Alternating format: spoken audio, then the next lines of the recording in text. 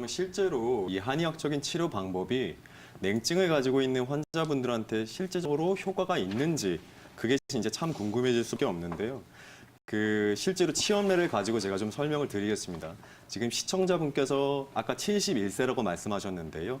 제가 말씀드린 사례는 이제 환자분께서 남성 환자분이 67세의 남성분이신데 손과 발에 냉감을 굉장히 많이 느끼시고 그 냉감뿐만이 아니라 손 같은 경우에는 말초 쪽에 혈관이 이제 수축되면서 통증까지 느껴지는 경우가 많이 있습니다.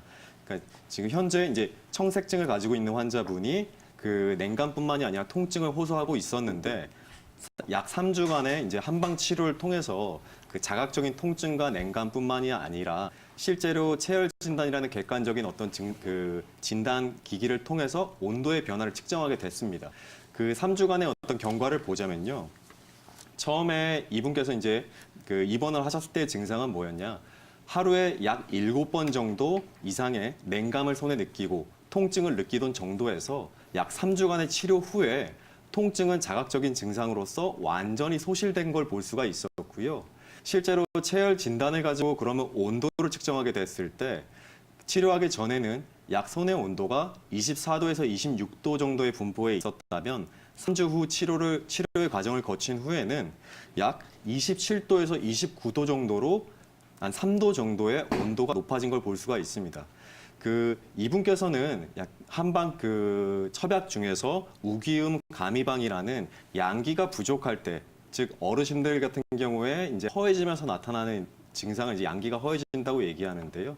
이럴 때 양기가 적어지면서 상대적으로 냉기가 많아져서 추위를 느끼시는 분이었는데 우기음 가미방이라는 처방을 통해서 3주간의 치료를 거치고 나서 그 냉증이 실제적으로 이제 소실되는 효과를 보게 되었습니다. 지금 시청자분도 사실은 나이대나 성별이나 제가 말씀드린 어떤 그 환자의 케이스와 굉장히 유사한데요. 양기가 떨어지는 경우에는 우리가 상대적으로 음기가 많아지기 때문에 양기를 보충해주는 방향의 치료가 필요하게 됩니다.